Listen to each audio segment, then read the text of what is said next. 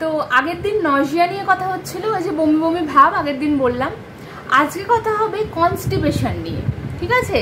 যাচ্ছি, একবারই ক্লিয়ার হয় না, একটু পরে আর একবার যেতে হয়, মনে হয় যেন রয়ে গেল কিছুটা ভেতরে।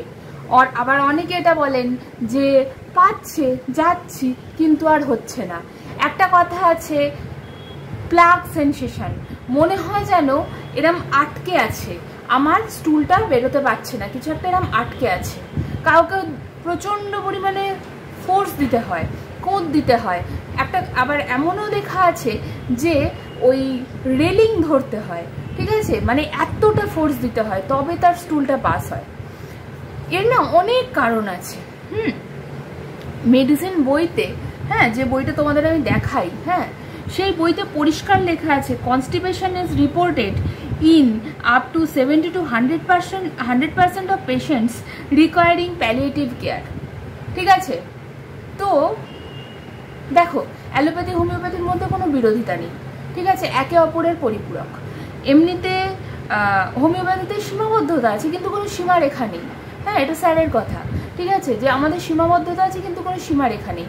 অ্যালোপ্যাথি হোমিওপ্যাথি ঝগড়াঝাটি করার জিনিস নয়, একে অপরের পরিপূরক, দুজনে একসাথে মিলে ক্যান ডু ওয়ান্ডার, ঠিক আছে?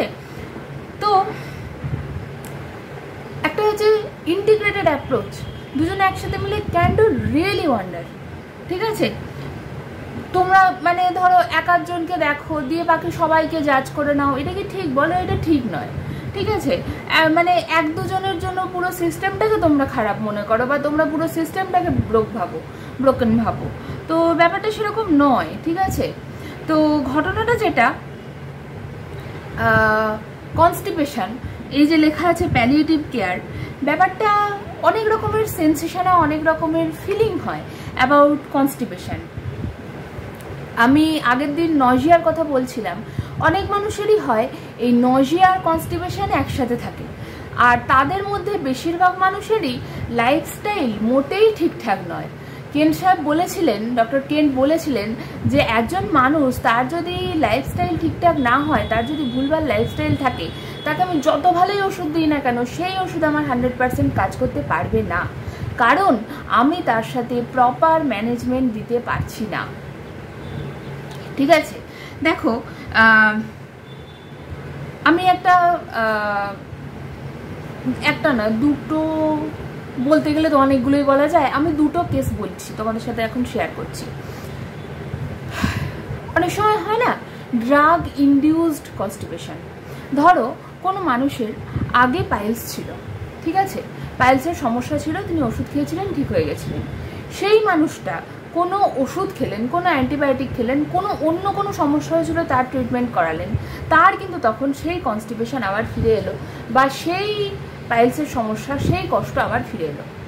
এমন কেস আমি দেখেছি, এবং সেই কনস্টিপেশন ঠিক করতেও দেখেছি।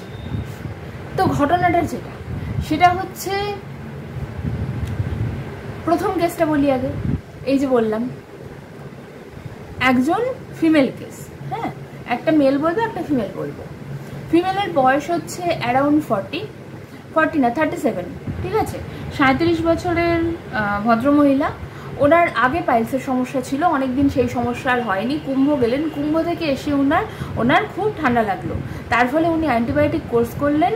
আমি জানি না উনি মানে কোন সোর্স থেকে এইভাবে র্যান্ডাম অ্যান্টিবায়োটিক খেয়ে গেছেন, কোনো ডাক্তারবাবু এরকম দেবেন বলে তো আমার মনে হয় না।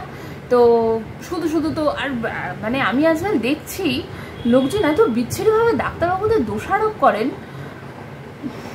কি যে বলি। হ্যাঁ, করো না, এগুলো ঠিক না, ঠিক আছে?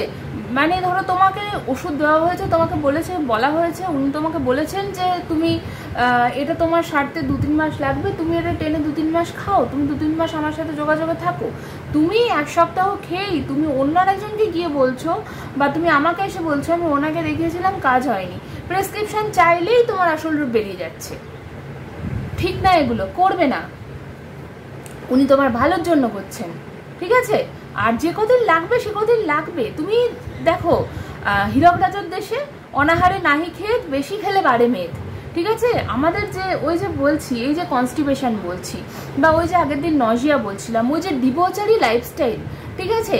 একটা মানে বিচ্ছিরি লাইফস্টাইল, রাত জাগছে, উল্টোপাল্টা খাচ্ছে, স্পাইসি একদম, সেই সবসময় একটা স্পাইসি ফুড, সবসময় রসিয়ে একদম সেই কষা মাংস, হ্যাঁ সব কিছুতে একদম সেই তেল ঝাল মশলা, হ্যাঁ খাচ্ছে, তার সাথে অ্যালকোহল, তার সাথে স্মোকিং।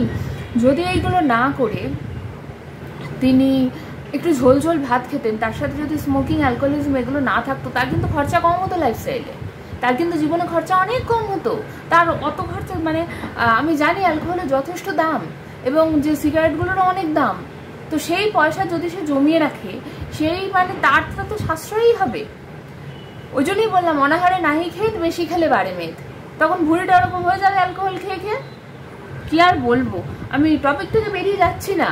এই যে কনস্টিপেশনটা বলছি, আগের দিন সেই যে নজিয়াটা বলেছিলাম, এরা ভাই ভাই। বেশিরভাগ ক্ষেত্রেই যারা অ্যাডিকশনের সাথে যুক্ত তাদের কিন্তু এই সমস্যাগুলো খুব হয়ে থাকে।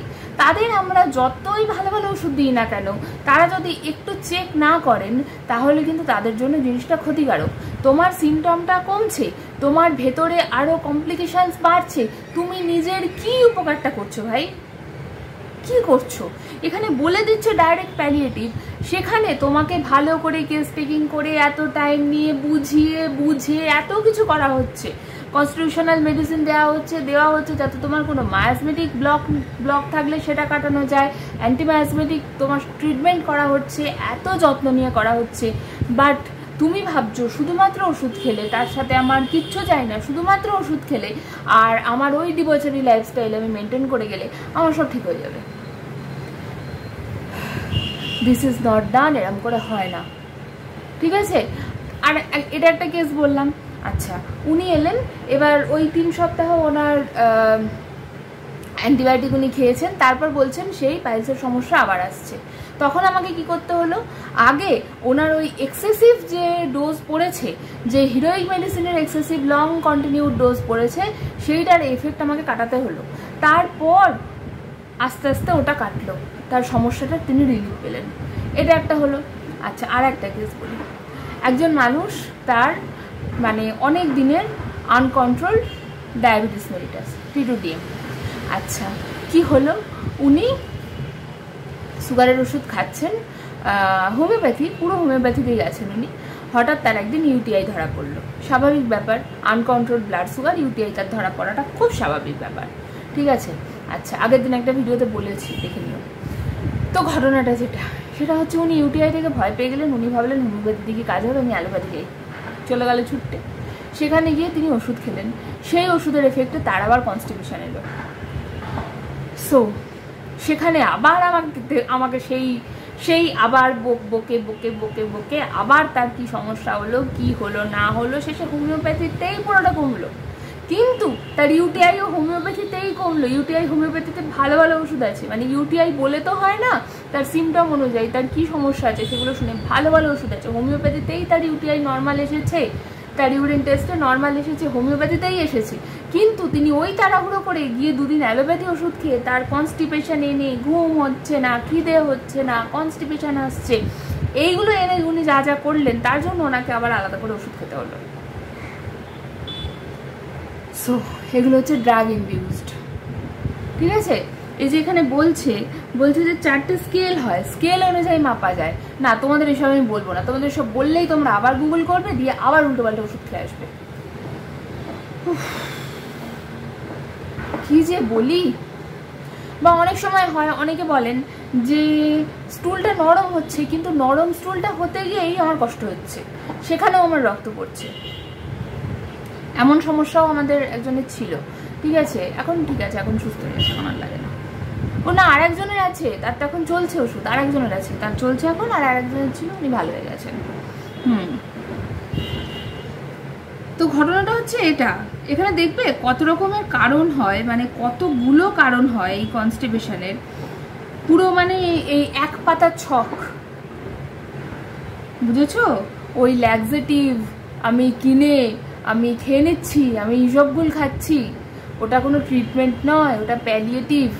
তোমাকে যখন প্রপারলি অ্যান্টিমায়াজমেটিক ট্রিটমেন্ট করা হচ্ছে, তাতে ডাক্তারবাবু যা বলছেন একটু শোনো, তোমার ভালো হবে, ঠিক আছে? আজকের মতো বাই।